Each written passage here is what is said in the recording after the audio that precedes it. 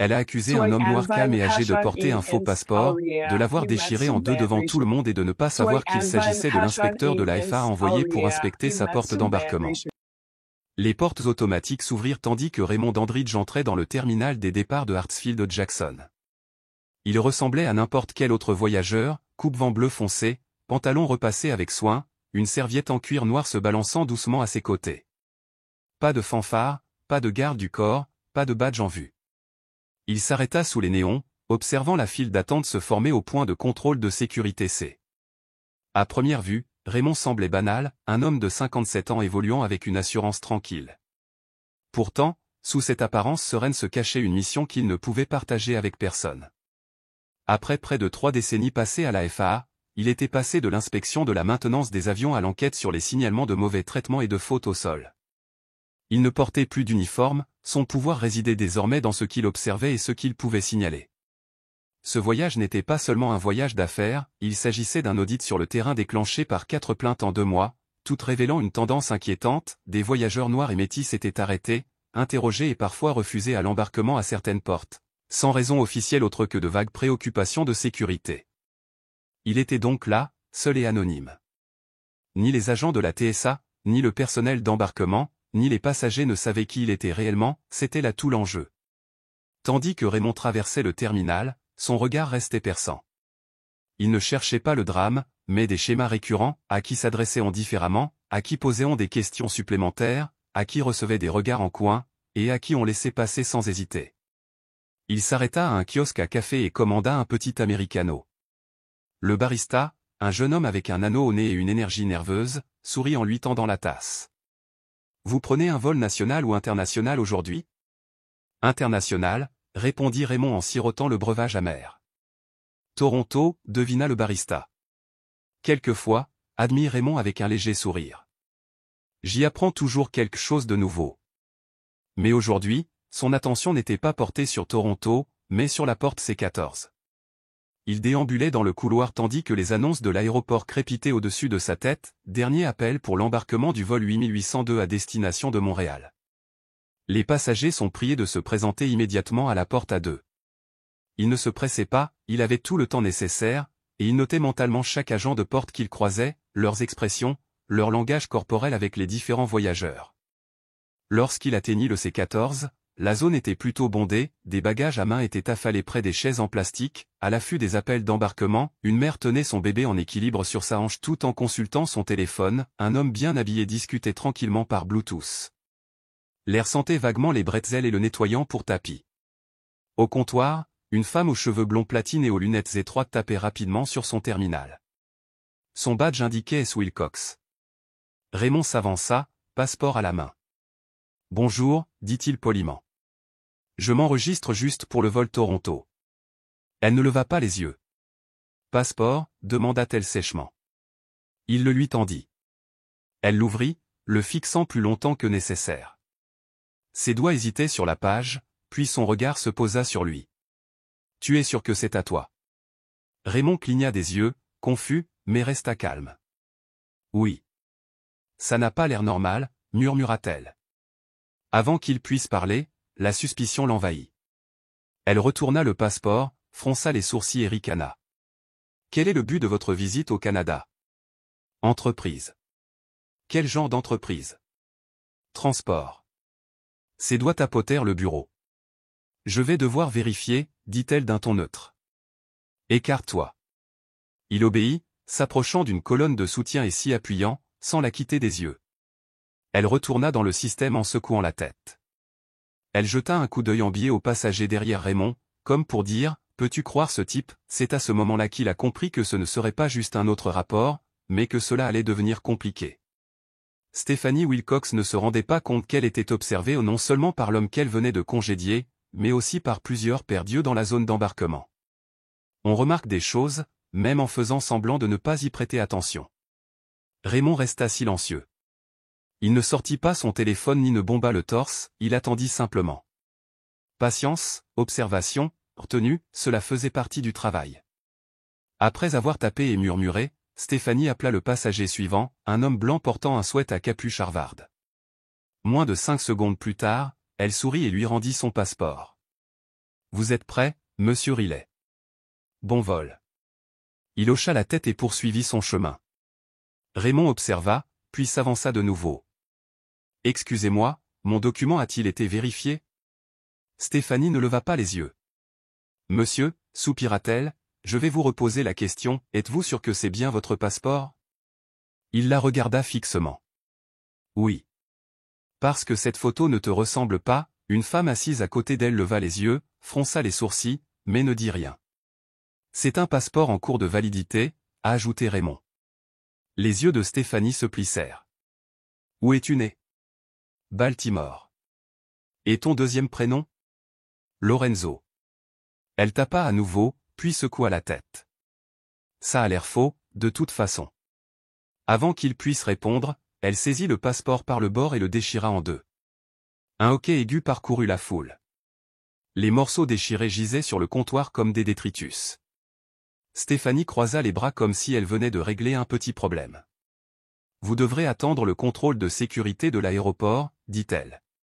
Vous pourriez être arrêté pour tentative de voyage avec de faux documents. Raymond la fixa un long moment, puis parla calmement, j'ai besoin que tu répètes ce que tu viens de dire. Elle sourit. Tu m'as entendu. Le silence s'installa entre eux. Les téléphones apparurent discrètement, les appareils photo levés. Il ne s'agissait plus d'un simple problème de service client. Un membre de l'équipage de Delta s'avança. Il y a un problème, demanda-t-il. J'ai un cas potentiel de falsification, a déclaré Stéphanie, et j'ai déjà détruit le document. Le membre d'équipage parut stupéfait. Vous avez déchiré son passeport, demanda-t-il. C'était un faux. Il se tourna vers Raymond. Monsieur, avez-vous une autre pièce d'identité? Raymond ouvrit sa mallette et exhiba son badge d'inspecteur fédéral pendant une seconde. Le visage du jeune homme changea de couleur. Monsieur, êtes-vous de la FAA? Oui, confirma Raymond en rangeant son badge. Et j'ai besoin immédiatement des noms de tous les membres du personnel d'embarquement en service. Le silence qui suivit était palpable. Personne ne savait s'il fallait applaudir, enregistrer davantage ou simplement rester bouche bée. Stéphanie ouvrit la bouche, mais aucun son n'en sortit. Vous venez de déchirer le passeport d'un inspecteur fédéral effectuant un contrôle en direct, ajouta Raymond. Vous avez porté des accusations publiques et refusé l'accès à un passager sans motif. Je vous suggère d'appeler votre superviseur immédiatement. Mais le mal était déjà fait, on ne l'ignorerait pas. Les téléphones étaient levés comme des tournesols vers le soleil, capturant chaque instant. La tension dans l'air était électrique. Elle s'était fissurée, et ce qui avait commencé comme des murmures s'était transformé en murmures, puis en paroles audibles. Elle l'a vraiment déchiré, demanda quelqu'un. Il a dit FA? Et, il y en aura partout d'ici ce soir. La femme au long manteau continuait de filmer, inclinant son téléphone juste assez pour capturer le visage de Raymond. Il ne criait pas et ne lançait pas d'accusations, il se tenait simplement là, l'image même du calme et du contrôle, alors que tout autour de lui s'effondrait. Stéphanie semblait vouloir être engloutie. Toujours postée derrière le guichet, ses bras étaient maintenant fermement croisés sur sa poitrine, mais sa confiance en elle avait visiblement pris un coup. Son regard nerveux se porta d'abord sur le côté, puis sur son ordinateur, comme si un message officiel à l'écran pouvait faire disparaître ce cauchemar. Pendant ce temps, le jeune membre d'équipage de Delta qui avait vérifié les accréditations FAA de Raymond s'éloigna du comptoir, radio portative à la main.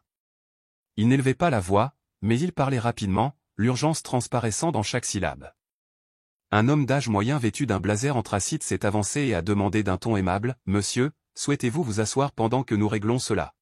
« Je vais bien, » répondit Raymond doucement, « mais merci. » Derrière lui, un homme tenant une tablette murmura, « Voilà pourquoi les gens ne font plus confiance à l'avion. » La femme à côté de lui acquiesça d'un signe de tête. « Et ça se passe en plein jour, devant tout le monde, » ajouta-t-elle. « J'ai su dès le début qu'il y avait quelque chose qui clochait dans son attitude, » a ajouté quelqu'un d'autre. Elle était très gentille avec les gens avant lui, puis elle a changé d'avis. Du couloir opposé, un autre agent d'embarquement, un homme d'un certain âge aux cheveux poivrés a apparu.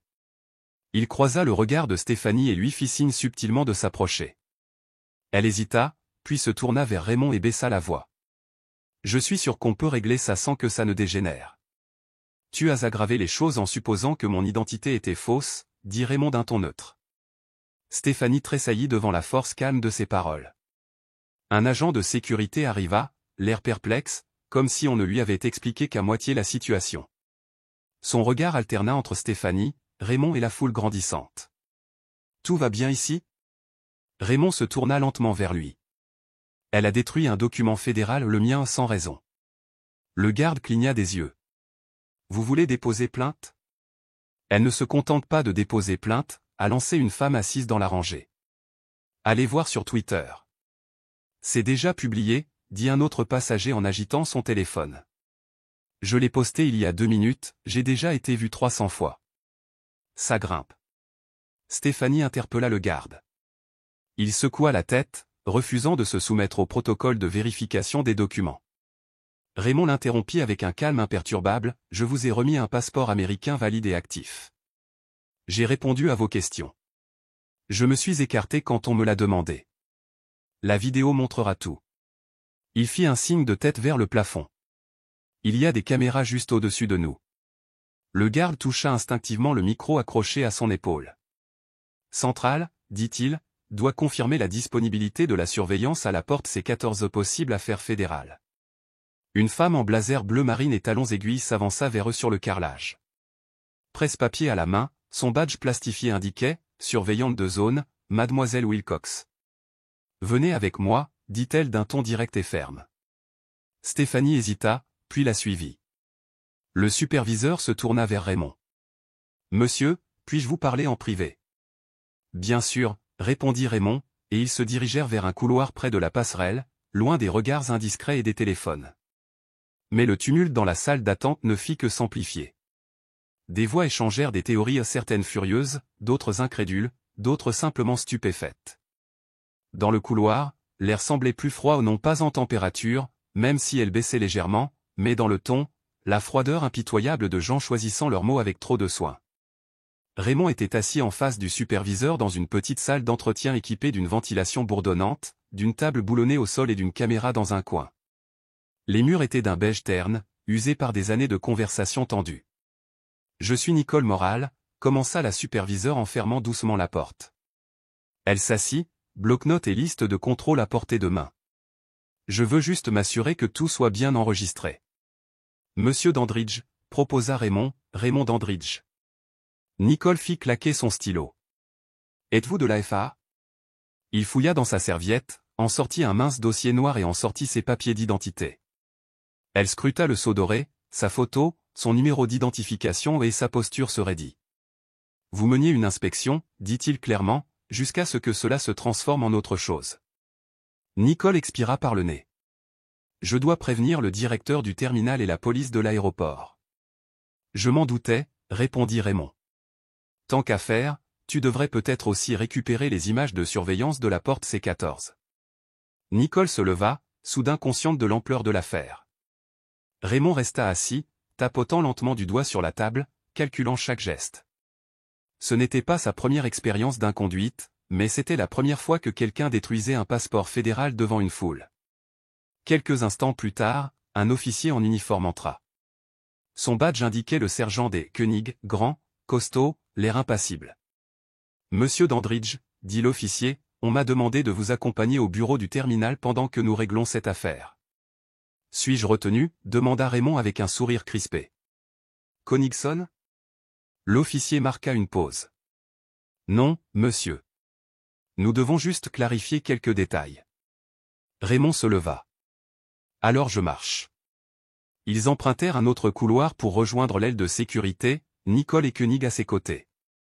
Les notifications s'abattaient sans relâche sur le téléphone de Nicole, elle avait déjà 2 longueurs de retard sur le récit. Lorsqu'ils arrivèrent au bureau du terminal, il était bondé. Un superviseur subalterne près du bureau tenait 2 pages imprimées, les yeux écarquillés. Une représentante juridique de la compagnie aérienne murmura des mots pressants dans son téléphone. Le stress était contagieux dans cette pièce. Raymond s'assit, ouvrit sa serviette et en sortit un fin dossier. À l'intérieur se trouvait une liste de plaintes auprès de la FAA, 4 noms, 4 dates, 4 allégations presque identiques, tout émanant de voyageurs traités comme suspects ou agressifs à la porte C14 sans raison. Il la posa sur la table. Nicole lut la première page, la mâchoire crispée en silence. Finalement, elle demanda, « Pourquoi n'a-t-on pas signalé ce problème plus tôt ?» Raymond ne répondit pas immédiatement. Puis, toujours aussi calme, parce qu'il ne s'agissait pas de faire licencier quelqu'un. Il s'agissait de vérifier si le problème était aussi réel que le laissaient entendre les plaintes. Un jeune membre du personnel est entré, a murmuré quelque chose à l'oreille de Nicole et son visage a changé. « Qu'est-ce que c'est » demanda Raymond. « La vidéo » répondit-elle. « Elle est déjà sur 3 grands médias. » C'était rapide, marmonna Nicole en jetant un coup d'œil au représentant légal, qui semblait maintenant visiblement en sueur. « Ça pourrait passer au niveau fédéral demain matin, admit-elle. Raymond vérifia l'horloge murale, 11 heures en moins de 2 heures s'étaient écoulées depuis son arrivée à l'aéroport. Le sergent Koenig s'avança. « Monsieur Dandridge. » Et le prochain chapitre de cette épreuve commença. « Nous avons visionné les images de sécurité et elles corroborent pleinement votre version des faits. Vous êtes resté calme, avez répondu à toutes les questions avec sang-froid et n'avez jamais élevé la voix. Merci de l'avoir confirmé, dit doucement Raymond. Nicole s'éclaircit la gorge. Préférez-vous déposer une plainte officielle maintenant ou attendre que la FAA termine son enquête? Raymond leva les yeux et croisa son regard. Tu devrais te préoccuper davantage de ce qui est déjà enregistré, ce n'est pas un incident isolé, et tu le sais. Derrière les portes closes, tandis que le personnel de l'aéroport s'efforçait de contenir les retombées, le public avait déjà pris sa décision et n'attendait aucune déclaration officielle. Raymond n'était pas là pour discuter ou s'excuser. Il avait une dernière tâche, documenter l'ensemble des événements, s'assurer que ce qui s'était passé à la porte C14 ne puisse jamais être ignoré. Nicole Morale se tenait dans un coin, son blazer posé sur une chaise et ses manches retroussées. À cet instant, elle n'était pas une simple superviseure d'aéroport, elle faisait partie de l'histoire. 2 collègues seniors les rejoignirent dans le dernier quart d'heure, Earl Bronson, responsable des opérations régionales, recruté lors d'un déjeuner de travail à proximité, et Lana Felt, conseillère juridique de la division sud-est de la compagnie aérienne. L'expression de Lana était indéchiffrable, ses mots précis mais dénués de chaleur. Nous sommes pleinement engagés à enquêter sur cet incident et à collaborer avec toutes les agences fédérales concernées, a-t-elle déclaré, en joignant les mains sur la table de conférence comme si elle présentait ses conclusions à un conseil d'administrat. Von. J'en suis sûr, répondit Raymond en croisant une jambe sur l'autre et en posant ses poings sur la table. Mais soyons clairs, il ne s'agit pas d'un malentendu. Votre agent d'embarquement a détruit un passeport officiel en public, m'a accusé d'utiliser de faux documents et a fait une scène, tout cela sans respecter le protocole. Earl ouvrit la bouche pour parler, mais Raymond le coupa, toujours calme. Je n'étais pas assez ému pour ça. Pendant un instant, le silence retomba dans la pièce. Puis Nicole sortit une fine enveloppe de son tiroir et la glissa sur la table. Les 2 moitiés de ton passeport. J'ai pensé que tu voudrais les conserver pour tes archives. Il jeta un coup d'œil à l'enveloppe, mais ne la toucha pas, merci. Lana se pencha en avant. Monsieur Dandridge, envisagez-vous d'engager une action en justice? Je ne suis pas ici pour discuter de poursuites judiciaires, a-t-il déclaré. Je suis ici pour finaliser mon audit. Un silence pesant s'installa dans le groupe, chacun réalisant qu'il n'en était qu'au tout début de la crise. Raymond sortit une feuille imprimée de son classeur. Je soumettrai mon rapport aux affaires internes de la FAA d'ici la fin de la journée. Il comprend un compte-rendu complet de mon expérience, des notes sur le comportement du personnel, la surveillance aux portes d'embarquement et les réponses de la hiérarchie. J'ai également inclus un aperçu des plaintes des voyageurs des 8 derniers mois, 5 d'entre elles concernaient la porte C14, 4 concernaient directement Madame Wilcox. Nicole grimaça. Earl s'éclaircit la gorge. Nous n'étions pas au courant de cette tendance. C'est exactement le problème, a déclaré Raymond. Après une longue pause, Lana reprit la parole, choisissant soigneusement ses mots. Si nous organisons une réunion de suivi avec les ressources humaines et notre service diversité et inclusion, accepteriez-vous de participer à cette conversation? Raymond pencha la tête. Vos services sont libres de faire leur travail. Ma responsabilité est de rapporter les faits, pas de vous aider à rédiger un communiqué de presse. Devant le bureau, la tension montait. Un jeune employé apparut, tablette à la main, diffusant en direct une vidéo qui totalisait désormais 2,7 millions de vues, la rencontre de Raymond. Les commentaires fusèrent. Les médias taguaient déjà la compagnie aérienne, et CNN avait demandé une déclaration. Raymond soupira doucement. Dis-leur que je ne suis pas disponible pour commenter. Se levant, il glissa son dossier dans sa serviette et observa la pièce une dernière fois. Tu as une fenêtre étroite pour arranger ça, elle ne restera pas ouverte longtemps. Nicole le suivit jusqu'à la porte. Où vas-tu aller maintenant? Je termine mon inspection, répondit-il. Ensuite, je retourne à Washington demain matin. Elle ouvrit la bouche comme pour s'excuser, puis la referma. Il ne se retourna pas. Dans le couloir du terminal, une mère, son enfant en bas âge attaché contre elle, lui adressa un discret signe de pouce. Un homme, plus loin, hocha respectueusement la tête. Raymond ne répondit à aucun de ces deux signes, non pas qu'il n'appréciât pas leur soutien, mais parce que ce n'était plus de sa faute. Lorsqu'il réapparut sur la scène publique, il devint évident que l'affaire dépassait largement les agissements d'un seul agent d'embarquement. C'était un jugement pour chaque passager mal à l'aise et chaque témoin resté silencieux. Au 3e étage, le bureau de contrôle régional de la compagnie aérienne, dédié à la logistique, aux trajectoires de vol et à l'attribution des portes d'embarquement, s'était transformé en véritable salle de guerre numérique. Au lieu de cartes météo et de ratios carburant, le personnel consultait des tweets, parcourait les sections de commentaires et répondait aux appels urgents des équipes de relations publiques et des conseillers juridiques.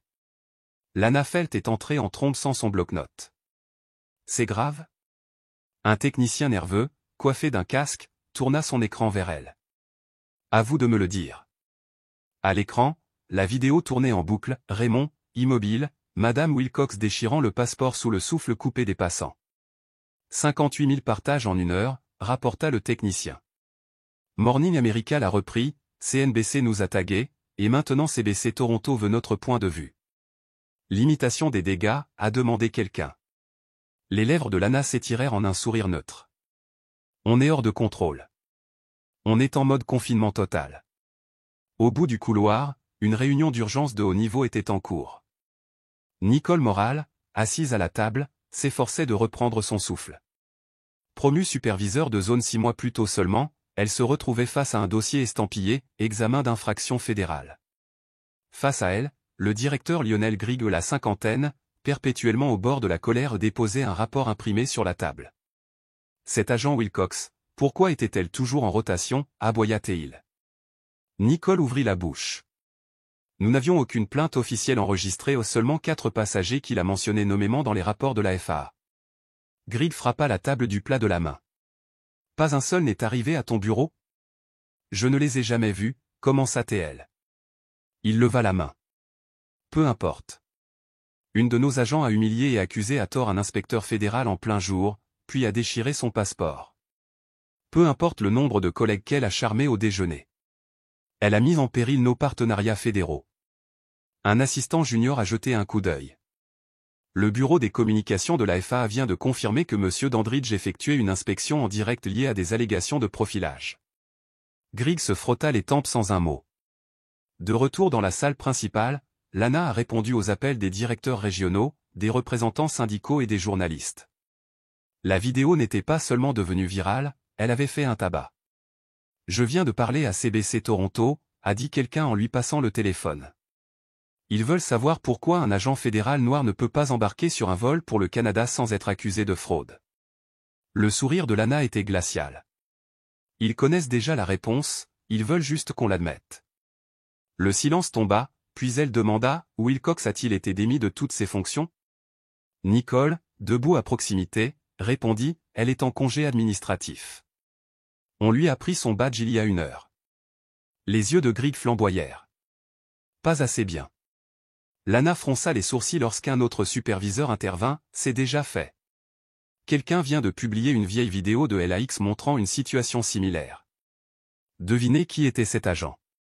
Lana cligna des yeux, incrédule. Tu plaisantes. Non. Wilcox travaillait à LAX avant sa mutation l'année dernière. Elle avait un représentant. Un silence pesant s'installa. L'attaché de presse leva les yeux, la voix crispée. On a environ 6 heures avant de redevenir tendance au journal télévisé. Quel est le message? Lana hésita, puis parla avec un calme mesuré, dites-leur que l'agent a été renvoyé, que nous coopérons avec les enquêteurs fédéraux et que nous examinons toutes les procédures internes relatives à la vérification d'identité et au comportement à l'entrée. Devrions-nous nous excuser, a demandé quelqu'un. Pas encore. Pourquoi pas? Parce que si la FAA abandonne ce rapport d'audit cette semaine, a déclaré Lana, nous devrons nous excuser pour bien plus que cela. Ce qu'il ne réalisait pas, c'est que le rapport de Raymond n'était plus le véritable problème, mais ce qui l'inspirerait ensuite. À 2 minutes 17 secondes, la vidéo de Stephanie Wilcox déchirant le passeport de Raymond Dandridge avait été republiée plus de 100 000 fois. Les images étaient brutes, intactes sans montage, sans commentaire, juste un homme debout, silencieux, tandis que son identité était remise en question devant une foule médusée. Ce n'étaient plus seulement les blogueurs de voyage ou les pages de défense des droits civiques qui la partageaient. L'information avait fait le tour de CNN, qui avait publié une image fixe avec la légende, un inspecteur de la FAA accusé de falsification par le personnel d'une compagnie aérienne lors d'un audit de routine. Dès la mise à jour suivante, MSNBC, CBC et même Al Jazeera l'avaient diffusé sur leur fil d'actualité. Les gens ne se contentaient pas de réagir, ils étaient indignés. J'ai déjà pris l'avion pour ce terminal. Je connais ce regard que vous lancent les agents lorsqu'ils ont déjà décidé qui vous êtes. Imaginez déchirer un document fédéral devant une caméra et faire comme si vous n'aviez rien à répondre. C'est pourquoi les gens cessent de faire confiance au système. Le nom de Raymond est devenu tendance en moins d'une heure. Sa photo, tirée d'une conférence passée sur la sécurité aérienne, a flotté aux côtés de titres comme Mauvais homme, Mauvais geste et un inspecteur infiltré de la FAA humilié à la porte. Ces 14 mai, ce n'était pas seulement de la sympathie qu'il recevait, c'était une validation. Les uns après les autres, d'autres voyageurs ont commencé à partager leurs histoires. Il y a 2 ans, elle m'a interpellé parce que j'avais l'air nerveux. J'étais en retard à l'enterrement de ma mère. Un jour, elle a demandé à mon fils de 12 ans s'il avait vraiment fait sa valise lui-même. Qui fait ça? Dès que la vidéo a fait surface, il est devenu évident qu'il ne s'agissait pas d'un incident isolé, mais d'une tendance. Au bureau de communication de la FAA à Washington, les téléphones n'arrêtaient pas de sonner. Les affaires internes avaient déjà reçu le résumé préliminaire de Raymond, mais Wanda Kim, directrice du bureau, savait que cette affaire était différente. Elle et son équipe se sont rassemblés autour d'un grand écran, suivant la chronologie. Il ne s'est révélé qu'après que la sécurité l'ait pris à part, a rapporté un assistant. Non, répondit Wanda, les yeux plissés. Il est resté dans son rôle jusqu'à ce que l'agent rajoute de la pression. Il n'a présenté sa pièce d'identité que lorsqu'il était clair qu'elle avait commis une grave erreur et que la foule était entièrement de son côté. Aucun comportement agressif de sa part, la vidéo le confirme. Wanda hocha la tête pensivement. Il a fait exactement ce qu'on lui avait appris à faire, observer discrètement, documenter, puis vérifier. Laissez-les vous montrer qui ils sont. Elle se tourna vers son assistante. Avons-nous récupéré l'historique des employés de Wilcox? On l'a fait. Ce n'est pas joli. Comment ça? Elle a fait l'objet de 2 signalements internes classés sans suite, tous 2 datant de son passage à l'aéroport de Los Angeles, des plaintes pour comportement agressif et partialité personnelle. Aucune plainte n'a jamais été déposée jusqu'à présent. Wanda ferma son ordinateur portable. Dites au service juridique de préparer une déclaration, la FAA coopérera à toutes les évaluations, mais émettra également une recommandation sur la conduite du personnel d'embarquement travaillant sur des contrats fédéraux. De retour à Atlanta, Stephanie Wilcox était assise dans une salle de conférence silencieuse, loin de la porte qu'elle commandait autrefois. Son badge avait été désactivé et son téléphone vibrait sans arrêt aux captures d'écran, même et commentaires publics impitoyables. Ses mains tremblaient tandis qu'elle faisait défiler. Imaginez être aussi confiant et avoir tort à ce point. Elle ne savait pas qu'il avait écrit le règlement. Elle se reconnaissait à peine. Aucun manager ne l'avait jamais prise à part, personne ne l'avait jamais réprimée ainsi. Un léger coup frappé à la porte rompit sa transe. Nicole Morale entra, les bras croisés, le visage indéchiffrable. Vous allez être contacté par la FAA dans les prochaines 48 heures pour, quoi, chuchota Stephanie. Pour un interrogatoire, une déclaration écrite et probablement une enquête approfondie sur votre passé ici et à Los Angeles, a déclaré Nicole. Il faut que vous compreniez une chose, ce n'était pas n'importe qui, et ce n'était pas juste une mauvaise journée. Je ne savais pas, réussit à dire Stephanie. C'est bien là le problème. Nicole se leva. Mais maintenant que l'histoire a franchi les murs du terminal, personne ne peut oublier ce qu'il a vu ni désapprendre ce qu'il a appris. 2 jours plus tard, Raymond était assis dans son bureau de Washington, rien de clinquant, juste un bureau, une unique fenêtre donnant sur le parking et des étagères remplies de classeurs plus vieux que certains des nouveaux embauchés. Il finalisait son rapport d'incident de 34 pages, chaque détail étant minuté à la minute près. Son téléphone vibra de nouveau. Affaires internes de l'AFA, bureau de Toronto, cela confirme 3 plaintes similaires à Pearson au cours de l'année écoulée, même compagnie aérienne, comportement similaire. Il se laissa aller en arrière, se frotta les tempes et expira lentement. Il savait au fond de lui que ce n'était pas un cas isolé. On ne retrouve pas un tel schéma après une seule mauvaise embauche. Stephanie Wilcox avait été la bonne personne, mais le problème persistait depuis des années. Plus tard dans l'après-midi, Raymond participa à une réunion virtuelle avec Wanda Kim et les inspecteurs régionaux de la FAA. La fatigue se lisait sur tous les visages, cernes, sourcils froncés, mâchoires crispées. Wanda alla droit au but. Nous avons commencé à compiler toutes les plaintes liées à l'identité dans les 10 aéroports nationaux les plus fréquentés, pas seulement le profilage racial, mais tout, l'âge, la barrière de la langue, la perception du statut d'immigration. C'est un vrai désastre. Un jeune inspecteur, Jérémy Aguilar, de Phoenix, a ensuite pris la parole. Le mois dernier, 2 voyageurs ont été arrêtés parce qu'ils parlaient trop bas. L'agent à l'embarquement a prétendu qu'ils étaient évasifs, il s'est avéré qu'ils étaient tous les 2 sourds. Quelques têtes secouèrent. Wanda se tourna vers Raymond. Votre rapport servira de base à un examen de conformité plus large.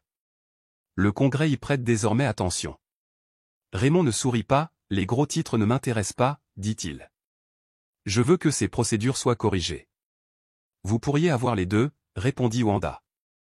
Le Bureau des droits civiques souhaite connaître les conclusions. Ils auraient dû être là il y a des années, marmonna Jérémy. À la fin de la réunion, Raymond avait 7 tâches de suivi et une douzaine d'incidents supplémentaires à examiner au cours des 6 derniers mois. C'était comme gravir une pente raide avec une chaussure cassée, mais la dynamique avait changé.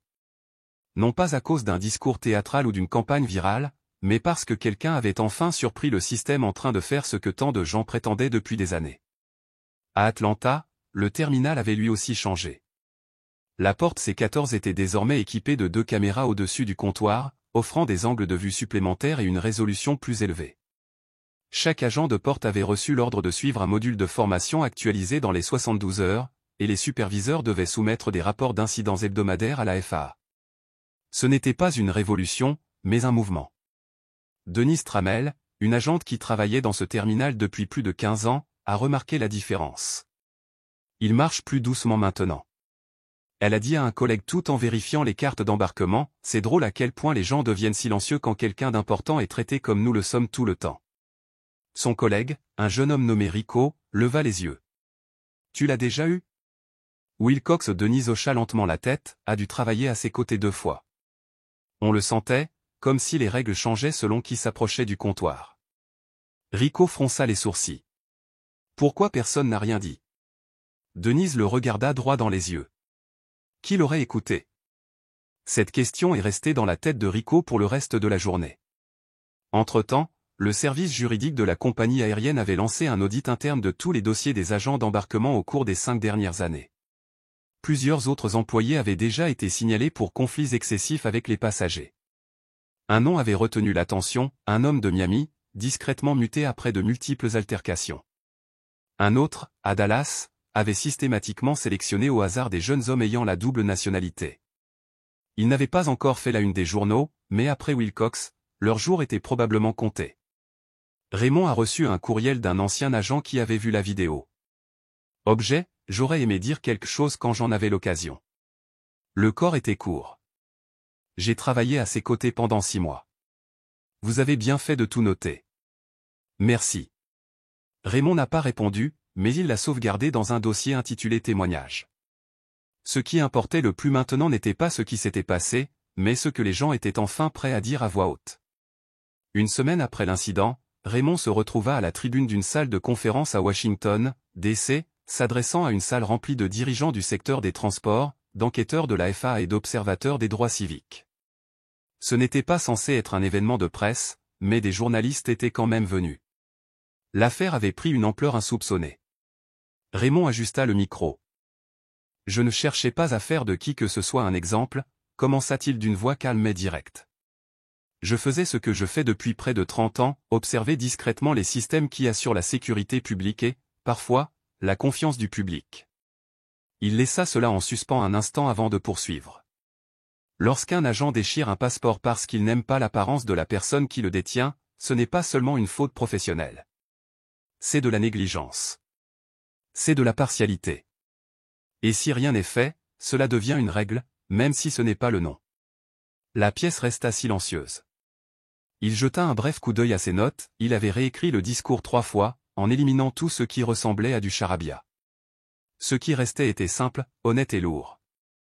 On m'a demandé si je lui pardonnais. La réponse est, je ne sais pas. Là n'est pas la question.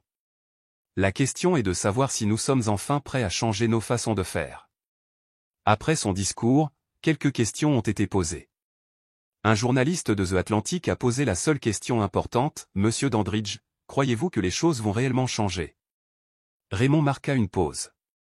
Je crois que les gens nous regardent maintenant. C'est un début. De retour à Atlanta, l'aéroport était différent, mais pas complètement.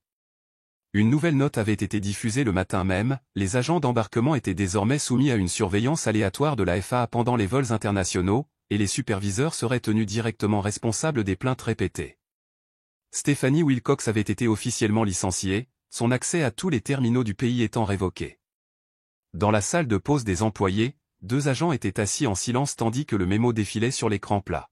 « Tu crois qu'ils vont nous faire suivre un autre séminaire » murmura l'un d'eux. L'autre, une femme plus âgée nommée Tania, qui travaillait là depuis plus de 20 ans, secoua la tête. Ils peuvent nous donner toute la formation qu'ils veulent. Tant qu'ils n'embaucheront pas des gens qui savent traiter les passagers comme des êtres humains, rien ne marchera. Un superviseur entra et saisit la fin de sa phrase. « Tu as quelque chose à dire, Tania ?» Elle le regarda droit dans les yeux. « Je l'ai déjà dit. » Il n'a pas insisté davantage, a simplement pris son café et est sorti. Pendant ce temps, Raymond était de retour à son bureau le lendemain matin, sirotant une gorgée dans une tasse ébréchée tandis que sa boîte mail se remplissait de demandes d'interview. Il en supprima la plupart sans les ouvrir. Il ne s'agissait pas de devenir une personnalité publique. Il ne courait pas après le temps d'antenne. Il essayait de se concentrer sur ce qui devait l'être, réparer le système de l'intérieur. Cet après-midi-là, une réunion Zoom était prévue avec les agents de terrain de la FAA. Raymond s'est connecté quelques minutes plus tôt.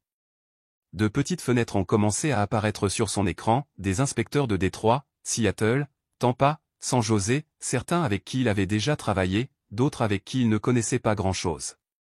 Wanda Kim a ouvert la réunion. « Commençons par une table ronde », a-t-elle déclaré. « Racontez-nous une chose que vous avez observée la semaine dernière et qui vous donne de l'espoir. » Raymond ne s'est pas porté volontaire pour passer en premier. Il a écouté. Hier, un agent s'est excusé auprès d'un passager après avoir été interrogé trop durement, a déclaré une habitante de Philadelphie. Je n'avais jamais vu ça depuis 17 ans. À Dallas, a expliqué un autre, une équipe d'entrée a pris à part l'une des siennes et lui a dit qu'elle avait dépassé les bornes. Ça n'arrivait jamais sans un superviseur.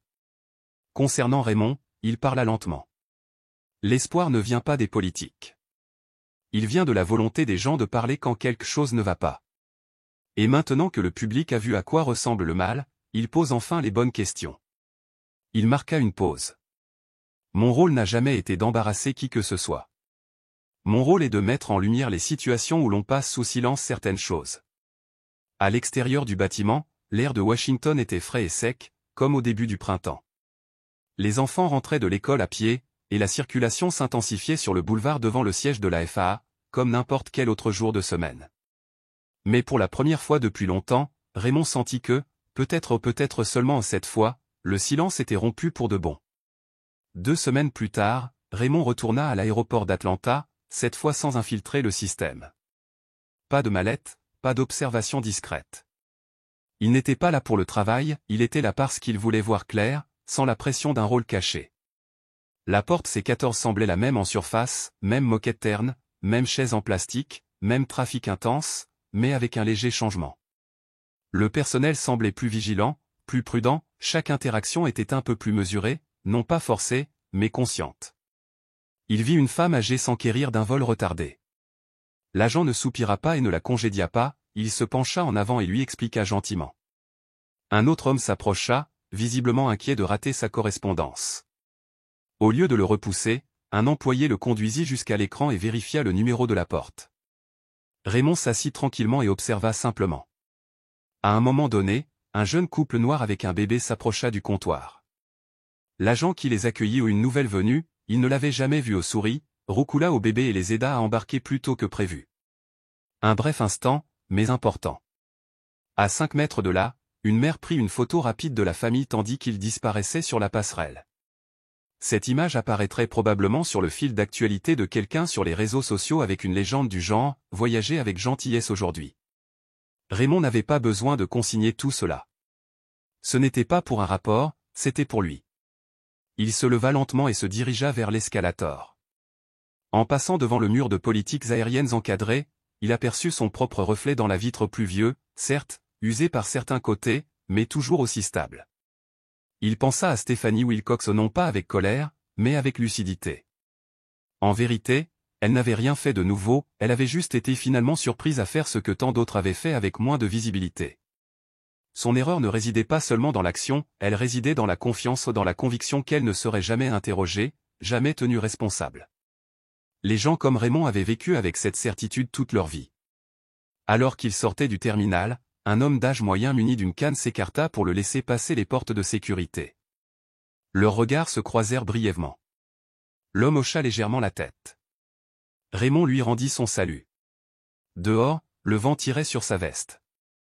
Sa voiture l'attendait près du trottoir. Il se glissa sur la banquette arrière. La conductrice, une femme aux longues tresses et au ton chaleureux, le regarda dans le rétroviseur. « Monsieur Dandridge » demanda-t-elle. « C'est moi », répondit Raymond avec un petit sourire. « C'est toi le gars de la vidéo, n'est-ce pas ?» Raymond hocha la tête.